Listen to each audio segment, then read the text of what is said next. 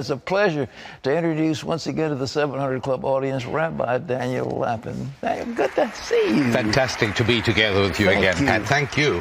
You've written a landmark book. It really is a fabulous book. It's called Business Secrets in the Bible. How come Jewish people don't mow their own lawns on Saturdays? Well, it really comes from the end of the book of Genesis, where Jacob's 147 years old and time is going by, and finally he's about to be taken home to his Father in heaven. And you'd think that, after a long and difficult life, he'd gather his sons together and he'd say, "Boys, God bless you, I'm gone." Yeah. Instead, he takes 20, 30 verses giving a Reuben, this is your blessing. Simon, this is your blessing. Judah, this is your blessing. In other words, he's laying the foundation of specialization. You're not just one big clump of people. Each one of you is going to find the area in which you can best serve your brethren. And this idea, which wasn't found in general economics until the 18th century, Adam Smith realized the principle of specialization, lies deeply embedded in ancient Jewish wisdom's understanding of the Bible. In other words, somebody's got to cook the bread, somebody's got to make the machine, somebody has to sew the cloth. They can't all do it together. Exactly, and it's even more than that, because if we each take care of our own needs, then we don't need one another. Mm-hmm. But since we specialize as part of God's plan, the result of that is that I pray for the welfare of my customers, I pray for the welfare of my vendors, I pray for the welfare of the people who work for me, because we're all wrapped up in this web of interdependency, which is exactly what our Father in heaven wants us to be doing. So naturally, when you correctly said in Jewish neighborhoods, you do not find Jews lying under their cars on Sunday afternoon. No. I pay one of the best mechanics around to take care of my BMW. That's what I do. I'd be crazy to take my time doing it myself. Polishing diamonds, not fixing cars. Exactly. I'm taking care of what I can do best, and then I'm happy to pay him. Or for me to mow my lawn. I'm the worst lawn mower in the world. Yeah. But the young man who lives down the street from me, he's one of the best. And he's happy to do it. I'm happy. And so it's really important that each one of us finds our highest and best way to serve our fellow human beings, which is another way of taking care of God's other children. And that's why we speak of customer service and worship service, because one of the ways of worshiping our Creator is by taking care of his other children. Is that one of the principles of Jewish finances, to look after your customers and to be one of the great secrets? And again, I present 40 secrets in this book, which is, it's not a book about investing, because investing, you really got to have some money. It's not a book of getting out of debt, because you want to get out of debt, you speak to my friend Dave Ramsey. But this is about making more money. This is about saying, you know what, this year I want to make twice as much money as I made last year. Not 100 times, not 50 times, twice as much. Is that a biblical concept, making money? Making money? Yeah. Let me put it this way. Right.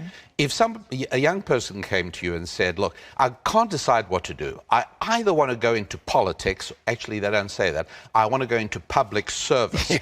I always distrust occupations that need a euphemism. Have you noticed? Right. Public service, or I'd like to go into business and make a lot of money. Who is better for America? Who's better for you? Who's better for me? When somebody tells me he wants to go into public service or politics, I think to myself, 10 more fingers in my wallet.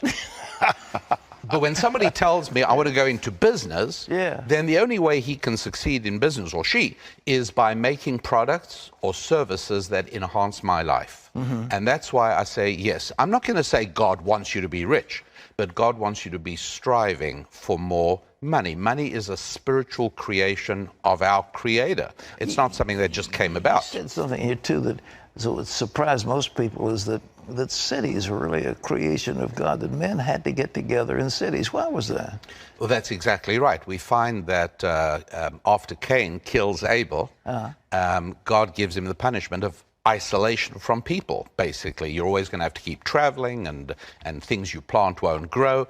And finally he realizes, and so he names his son Enoch. And so he took one life, he shows that he's atoned, he shows God that he understands, he brings a new life into the world, Enoch. In Hebrew, in the Lord's language, Enoch means I'm educated, education. I've got it, I caught on what I did wrong. And now he builds a city, what, for 3 human beings? Well, that's not the point. build it and they'll come. A city is a glorious place. A city is where you've got the best of everything. Sadly, you can also have the worst of everything. If you build your city without God in a godless manner, you'll have massive problems. But a city built basically as people like Cotton Mather and some of the great Christian leaders of colonial America, the city on the hill. If it's that kind of a city, a godly city, it's a city where everybody can make more money than they can anywhere else. You find these principles in Hebrews. I know one thing in your book you talk about, of course, the word for hand is yad, and you said a friend is yad. Yes, of course. Well, tell us about that. Well, what's interesting about that is that it's curious how throughout Western civilization, and Western civilization sprang from the pages of the Bible. I mean, obviously, what we think of as the West is the creation of God's book, basically God's message to mankind. Right. And it's funny that the symbol or action of friendship is shaking hands. Right. Why isn't it rubbing elbows or, noses. or noses? Yeah, I mean, like, what's with the hands? And one of the fallacious explanations which I've debunked is that, this is because when people used to meet on the road, if they shook hands with one another, then they couldn't be reaching for their sword. Well, all I know is I can handle a knife with my left hand as well. Wouldn't that be a surprise for the guy whose right hand I'm holding while I take him out with my left hand?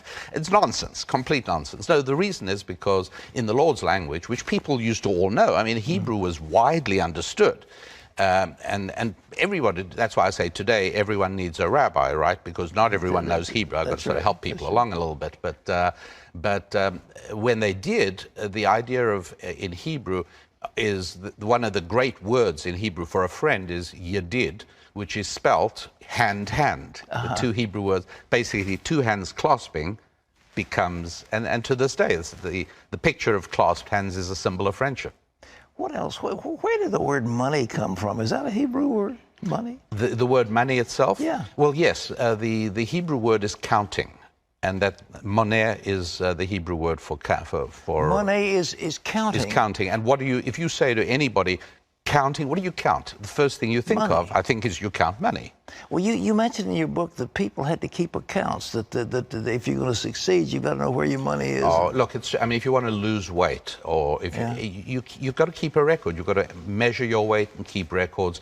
If you want to become biblical in your money, and I do. I mean, when I travel to churches, Pat, I've got to tell you, my heart breaks when I speak at 30, 40 churches a year. Every now and then I come to a church where I see deferred maintenance. I see a stressed out pastor who hasn't been able to pay the mortgage.